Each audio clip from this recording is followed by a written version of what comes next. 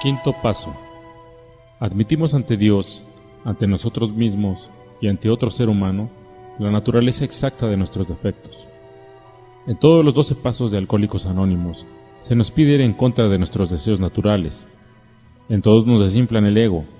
En lo que respecta a desafiar el ego, pocos pasos son tan difíciles de practicar como el quinto, pero casi ninguno de los otros es tan necesario como este para lograr la sobriedad duradera y la tranquilidad espiritual.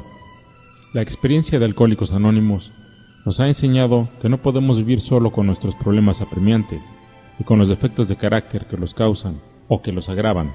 Si hemos iluminado el curso de nuestras vidas con el fanal del cuarto paso y hemos visto en relieve esos incidentes que preferimos no recordar, y si llegamos a comprender cuánto daño nos han causado a nosotros y a los demás esa manera de pensar y de actuar equivocada, entonces necesitamos más urgentemente que nunca dejar de vivir solos con esos fantasmas atormentadores del ayer. Tenemos que hablar de ello con alguien.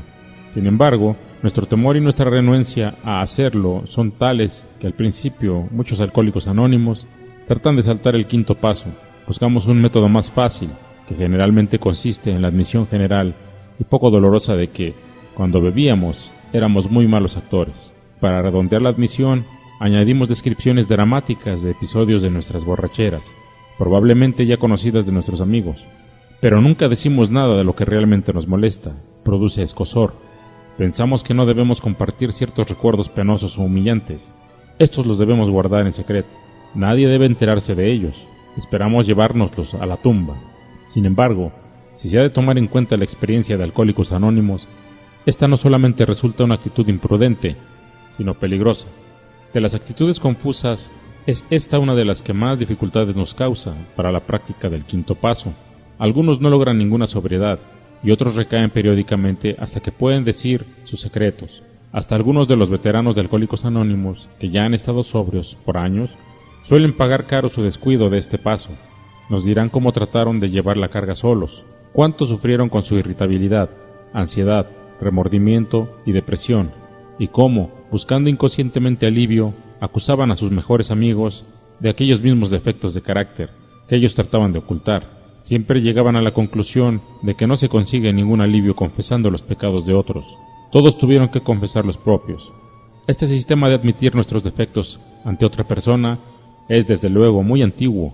Se ha hecho válido cada centuria y caracteriza las vidas de todas las gentes, de fondo espiritual y de las verdaderamente religiosas. Actualmente la religión no es la única defensora de este principio redentor.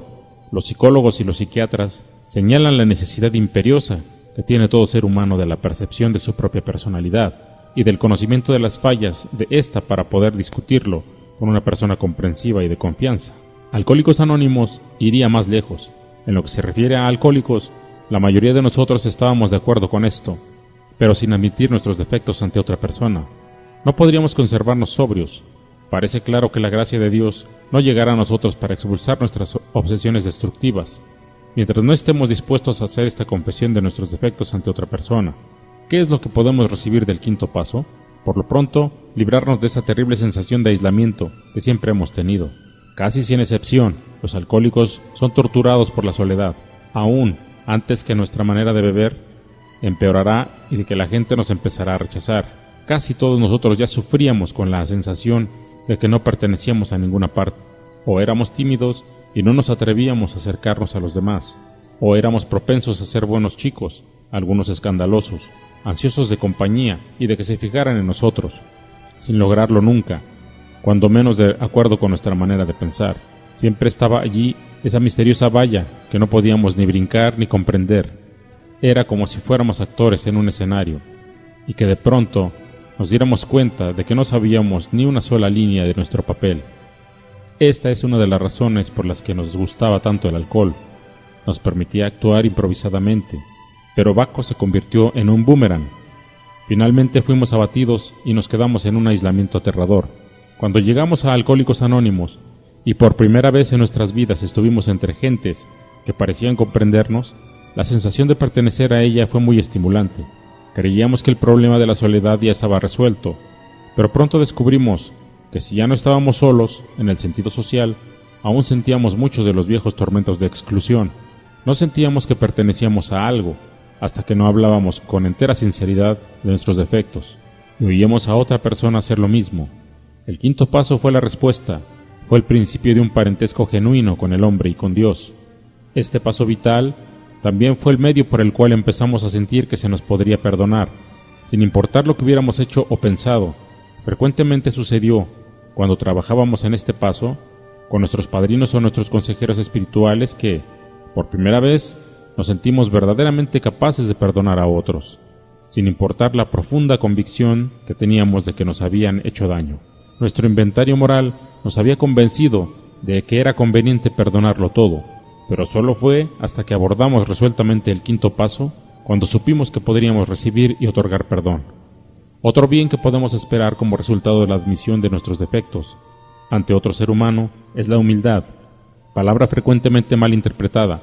Para los que han hecho progresos en Alcohólicos Anónimos, significa el reconocimiento total de qué y quiénes somos en realidad, seguido por un esfuerzo sincero de llegar a lo que podríamos ser.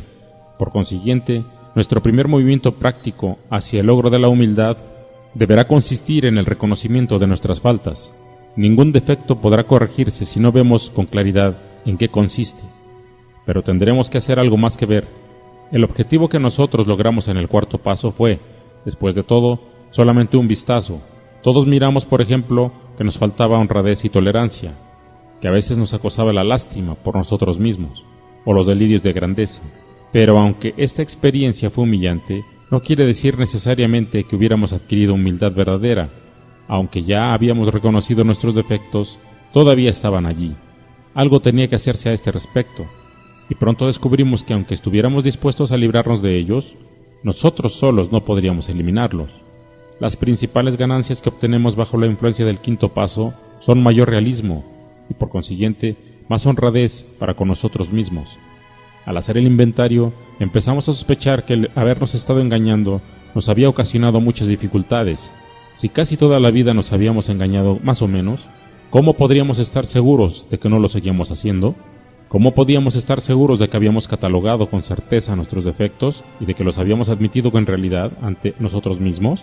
¿Cómo estábamos todavía obstaculizados por el miedo, la compasión y los resentimientos para con nosotros? Es probable que no hubiéramos podido juzgarnos con imparcialidad.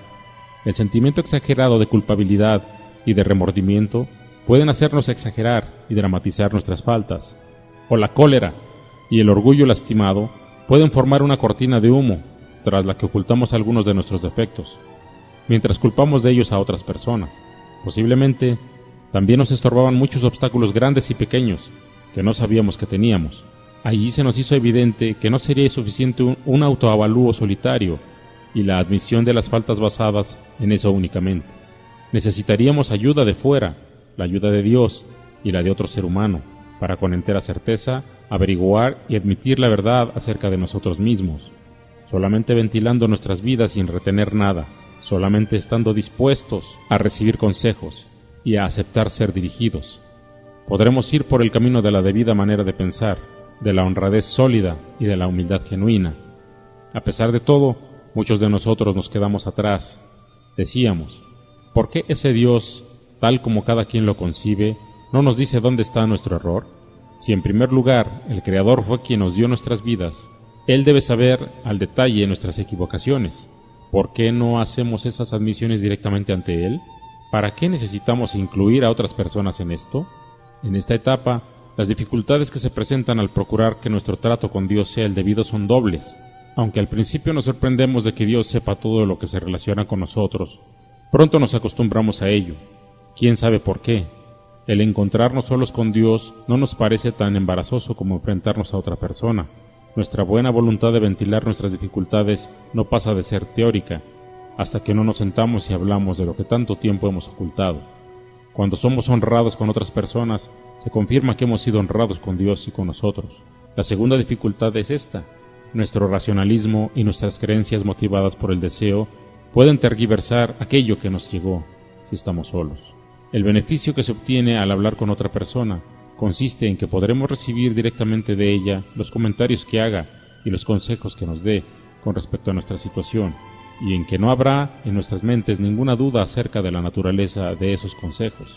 En cuestiones espirituales, Es peligroso conducirse solo. ¿Cuántas veces no hemos oído a gente bien intencionada presumir de que están guiadas por Dios, o que estaban lamentablemente equivocadas? Faltándoles tanta práctica como humildad, se habían engañado y trataban de justificar las más grandes tonterías basándose en que Dios se las había comunicado. Vale la pena hacer notar que las personas que tienen un elevado desarrollo espiritual siempre insisten en consultar y confrontar con amigos o consejeros cuando creen haber recibido la guía de Dios. Seguramente entonces, el novato debe evitar ponerse en una situación ridícula, tal vez trágica, aunque los comentarios o consejos de otros no sean infalibles. Es probable que sean más específicos que cualquier guía que podamos recibir directamente, si todavía no tenemos la experiencia necesaria para poder establecer contacto directo con un poder superior. Nuestro próximo problema será dar con la persona a la que haremos nuestras confidencias. Aquí debemos tener mucho cuidado, recordando que la prudencia es una gran virtud. Tal vez necesitemos compartir con esa persona hechos acerca de nosotros, de los que otros no deben enterarse. Desearemos hablar con alguien que tenga experiencia y que no solamente se haya conservado sobrio, sino que además haya vencido dificultades graves, dificultades tal vez parecidas a las nuestras. Esta persona quizás resulte nuestro padrino. Si se llega a tener una confianza especial en él y si su temperamento nos es afín, la selección puede resultar afortunada. Además, habrá la ventaja de que el padrino ya estará enterado del caso del ahijado. Tal vez la relación que exista con él sea de tal índole que se preferirá revelarle solamente parte de nuestro historial. Si este es el caso, debe empezarse, aunque sea en esas condiciones, porque es muy importante comenzar esta tarea lo más pronto posible. Puede suceder que se escoja a otra persona para la parte más difícil de las revelaciones. Esta persona puede estar desligada completamente de Alcohólicos Anónimos, por ejemplo, nuestro confesor o nuestro médico.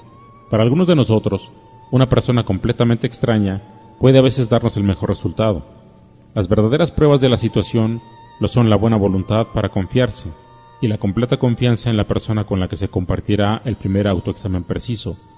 Aunque después de encontrar a la persona, frecuentemente se necesita mucha resolución para abordarla. Nadie debe decir que en el programa de Alcohólicos Anónimos no se requiere fuerza de voluntad. Esta es una parte donde puede necesitarse toda la que se tenga.